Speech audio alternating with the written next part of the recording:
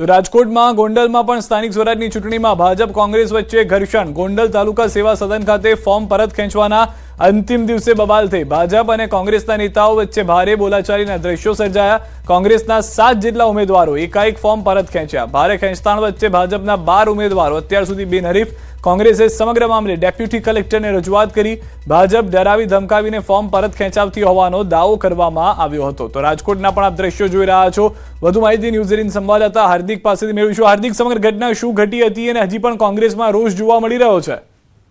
જી સિદ્ધાર્થ, કોંગ્રેસના એકી સાથે 7 જેટલા ઉમેદવારો ફોર્મ પરત ખેંચી લેતા કોંગ્રેસી નેતાઓમાં આક્રોશ જોવા મળ્યો હતો અને જે ડેપ્યુટી કલેક્ટર છે તેમની કચેરી ખાતે ધસી ગયા હતા। આ સમયે જે કોંગ્રેસના નેતા છે યતીશ દેસાઈ અને જે ભાજપના નેતા છે પ્રફુલભાઈ ટોડિયા બંને વચ્ચે ઉગ્ર બોલાચાલી થઈ હતી અને સામસામે આક્ષેપબાજી થઈ હતી। આ મામલો એટલી હદે ઉગ્ર બન્યો હતો કે પોલીસે મધ્યસ્થી કરી અને બંને જે નેતાઓ છે તેમને દૂર કરવાની ફરજ પડી હતી। બંને નેતાઓએ એકબીજા પર આક્ષેપ કર્યા હતા। કોંગ્રેસે એવો આક્ષેપ કર્યો હતો કે અમારા જે ઉમેદવારો છે તેમને ડરાવી ધમકાવી અને તેમની પાસે ફોર્મ પરત ખેંચવામાં આવ્યા છે। બીજી તરફ ભાજપના નેતાઓએ એવું કહ્યું હતું કે હાલ જે રીતના ગોંડલમાં વિકાસ થયો છે, વિકાસને જોઈને કોંગ્રેસના ઉમેદવારો ફોર્મ પરત ખેંચ્યા હતા, પરંતુ જે છે ઉગ્ર બોલાચાલીના દ્રશ્યો સામે આવ્યા હતા અને આશરે 30 મિનિટ જેટલી સમય સુધી આ જે બંને નેતાઓ વચ્ચે ઉગ્ર બોલાચાલી થઈ હતી। બંને પક્ષના કાર્યકરો પણ સામસામે આવી ગયા હતા। જોકે પોલીસે મધ્યસ્થી કરતા મામલો થાળે પડ્યો હતો। આભાર સમગ્ર માહિતી બદલ। તો હાલમાં જે રીતની જાણકારી મળી રહી છે કે મામલો થાળે પડ્યો છે, પરંતુ ઉગ્ર બોલાચાલીના દ્રશ્યો જે છે તે પણ સર્જાયા હતા। તો સુરત મહાનગરપાલિકા ચૂંટણીનો માહોલ જામ્યો છે, ત્યારે વોર્ડ 18 ભાજપના ઉમેદવાર દિનેશ પુરોહિતની કારને લઈને ચર્ચા। દિનેશ પુરોહિતની કાર ફાર્મ હાઉસ નજીક નજરે પડી હતી। ફાર્મ હાઉસમાં આપના ઉમેદવારોને રાખવામાં આવ્યા હતા, જેને લઈને રાજકીય રંગ સમગ્ર ઘટનાએ પકડ્યો હતો। સમગ્ર મામલે દિનેશ પુરોહિતના આપ સાથે સંપર્કમાં હોવાની વાતો ચર્ચામાં। વિવાદ વકરતા દિનેશ પુરોહિતે કરી સમગ્ર મામલે સ્પષ્ટતા। હું કોઈ આપના પાર્ટી પ્લોટ પર મુલાકાત કરવા ગયો નથી। ડ્રાઈવર કાર લઈને ગયો હશે, ફાર્મ હાઉસ પાસે કાર ટર્ન મારવા ગઈ હશે। હું પૂછીશ શા માટે ત્યાં ગયો હતો। હું કોઈ ફાર્મ હાઉસમાં ગયો નથી। હું કોઈ ફાર્મ હાઉસની અંદર ગયો નથી। મારે ત્યાં કોઈ આમ આદમી પાર્ટીની મીટિંગ છે, એમનું રહેવાસ છે, એમનું ઘર છે, મને ખબર નથી। તો ગાડી એમને પહોંચી ગઈ હતા? એટલે ગાડી ત્યાં વળવા માટે પણ ગઈ હોય, એ મેઇન રોડ થી પણ જતી હોય। એક્ઝેક્ટ સામેથી જ વળાવી? મેઇન રોડ ઉપરથી જાય કે નહીં? બીજો કઈ રસ્તો? ત્યારે મને ખબર નથી। મારો ડ્રાઈવર ગાડી ચલાવે છે, કોઈ કામથી કશે ગયો પણ એટલે ડ્રાઈવર ભૂલથી ત્યાં પહોંચી ગયો ફાર્મ હાઉસ? મુખ્ય રસ્તાથી 1.5 કિલોમીટર ફાર્મ અંદર છે, પણ મને ખ્યાલ નથી ફાર્મ હાઉસ ક્યાં છે। તમે મને પૂછી રહ્યા છો એટલે હું કહું છું। ડ્રાઈવરને ખબર હતી? એ શું ખબર મને? એ મને ખ્યાલ નથી।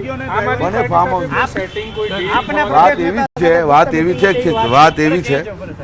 એવી છે કે છેલ્લા 5-7 દિવસથી જ્યારથી આમ આદમી પાર્ટીના ઉમેદવારો ડિક્લેર થયા છે, અમારા વોર્ડ વિસ્તારના જે 2-4-10 કાર્યકર્તાઓ હશે એમના, એઓ અમને સતત ફોન કરતા હોય કે અમને આ ઉમેદવારોથી નારાજગી છે, આ ઉમેદવારો યોગ્ય નથી, અમારે તમારી માટે અને તમારી પાર્ટી માટે કામ કરવું છે, અને એ લોકો અમને સંપર્ક કરતા હોય। એ સિવાય જે કાર્યકર્તાઓ સિવાય અમે કોઈને પણ સંપર્ક કર્યો નથી। ગાડીમાં 3 જણ બીજું કોણ બેઠું હતું? ગાડીની અંદર કોણ જણ બેઠું તે મને કેમ ખબર છે? હું એ ગાડીમાં નહોતો। એટલે ડ્રાઈવર પહેચાનમાં હશે આમ આદમી પાર્ટીના? 3 લોકો કદાચ હોઈ શકે, તો મારે એને પૂછવું જોઈએ। તો સ્થાનિક સ્વરાજની ચૂંટણીને લઈને મોટા સમાચાર। મતદાન પહેલા જ ભાજપનું મિશન બિનહરીફ, 300 થી વધુ બેઠકો બિનહરીફ થઈ હોવાનો અંદાજ છે। ચૂંટણી પહેલા ભાજપને આ મોટી સફળતા મળી છે। ભાજપના ઉમેદવારો થયા છે બિનહરીફ। ફોર્મ ચકાસણીના છેલ્લા દિવસે રાજકીય ડ્રામા યથાવત જોવા મળી રહ્યો છે।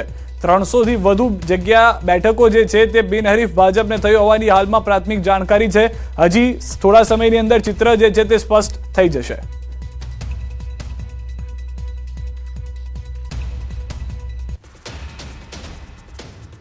વડોદરાના ગોત્રી વિસ્તારમાં હાઈરાઇઝ બિલ્ડિંગમાં લાગી છે આગ। વધુ એક મહત્વના સમાચાર।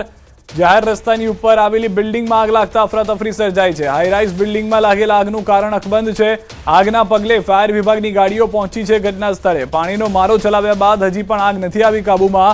આગને પગલે મુખ્ય રસ્તા પર ટ્રાફિક જામના દ્રશ્યો જોવા મળી રહ્યા છે। હાઈરાઇઝ બિલ્ડિંગ આખી જાણે આગની ચપેટમાં આવી ગયો હોય તે પ્રમાણેના ગંભીર દ્રશ્યો જે છે જોવા મળી રહ્યા છે। પાણીનો મારો ચલાવવામાં આવી રહ્યો છે। રસ્તા ઉપર ટ્રાફિક જામના દ્રશ્યો પણ સર્જાઈ ગયા છે। વડોદરાની આ ગોત્રી હાઈરાઇઝ બિલ્ડિંગ છે કે જ્યાં આગળ આગના દ્રશ્યો જે છે તે પ્રાથમિક દ્રષ્ટિએ જોવા મળી રહ્યા છે તે પ્રમાણે ખૂબ જ ગંભીર જોવા મળી રહ્યા છે।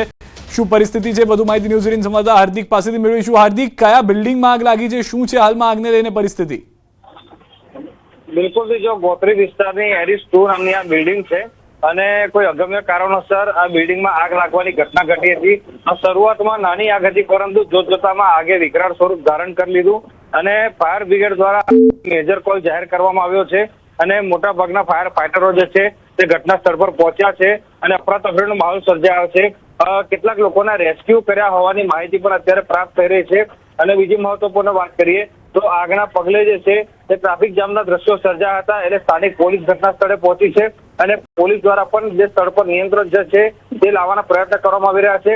અત્યારે તો જે ફાયર બ્રિગેડ છે તેમની પ્રાથમિકતા એ છે કે કઈ મોટી જાનહાનિ ન થાય અને આગને વહેલી તકે કાબૂમાં લેવાય એ પ્રયત્નો સતત અત્યારે ચાલુ છે અને ફાયર બ્રિગેડ દ્વારા પાણીનો મારો જે છે તે ચલાવવામાં આવી રહ્યો છે. સિદ્ધાર્થ, હાર્દિકા, કમર્શિયલ બિલ્ડિંગ હોવાને કારણે ઓફિસીસ પણ ઘણી બધી હશે તેવું પણ માનવામાં આવી રહ્યું છે. ભૌગોલિક રીતે કઈ રીતની પરિસ્થિતિ છે? બિલકુલ જો ભૌગોલિક સ્થિતિ આમાં ખૂબ જ મહત્વપૂર્ણ સાબિત થશે, કારણ કે અત્યારે આપણે જે પ્રકારના દ્રશ્યો જોઈ રહ્યા છે એ દ્રશ્યો જે છે ચોંકાવનારા પણ કહી શકાય અને ડરાવના પણ કહી શકાય, કારણ કે આપણે જોઈ શકાય છે કે બીજા ત્રીજા માળથી લગાવીને ઉપર સુધી આગ જે છે તે પ્રસરી ગઈ છે. અને મેં કીધું પ્રમાણે કે શરૂઆતમાં આગનું સ્વરૂપ નાનું હતું, પરંતુ જોતજોતામાં આગ જે છે તે બિલ્ડિંગમાં પ્રસરી રહી હોય ત્યાં પ્રકારની સ્થિતિ જે છે તે સર્જાય છે. અને કોમર્શિયલ આખી બિલ્ડિંગ છે એટલે કર્મચારીઓ પણ ત્યાં કામ કરતા હશે, એટલે અત્યારે ફાયર બ્રિગેડ દ્વારા ચોક્કસ કોઈ આંકડો આપવામાં નથી આવ્યો, પરંતુ કેટલા લોકોના રેસ્ક્યુ કરાયા, કેવી રીતે રેસ્ક્યુ કરાયા એ તમામ અત્યારે તપાસનો વિષય છે. બીજી મહત્વપૂર્ણ વાત છે કે કોમર્શિયલ બિલ્ડિંગ હતું તો ત્યાં કોઈ ઇમરજન્સી એક્ઝિટ હતું કે કેમ, અથવા તો પછી ફાયર સેફ્ટીની કોઈ પણ જાતની સુવિધા હતી કે કેમ, એ તમામ પાસાઓની ચકાસણી જે છે તે ફાયર બ્રિગેડ દ્વારા કરાશે. પરંતુ હાલ પ્રાથમિકતા એ છે કે આગ વહેલી તકે કાબૂમાં આવે અને કોઈ મોટી દુર્ઘટના જે છે તે ન ઘટે અને સ્થિતિ પર કાબુ મેળવી શકાય. જી આભાર હાર્દિક સમગ્ર માહિતી બદલ. તો હાલમાં કમર્શિયલ બિલ્ડિંગ હોવાની પ્રાથમિક જાણકારી છે. ફાયરની ગાડીઓ ઘટના સ્થળે છે, પાણીનો મારો ચલાવવામાં આવી રહ્યો છે. કેટલા લોકો ફસાયા છે, કેટલા સુરક્ષિત છે તે વિશે હજી સુધી સ્પષ્ટ આંકડો સામે નથી આવ્યો. કલોલ શહેરમાં ખૂની બંગલા 4 રસ્તા નજીક આવેલી જેપી કમર્શિયલમાં ભીષણ આગ લાગવાની ઘટના સામે આવી છે. શહેરના હર્દ સમાન ઘણા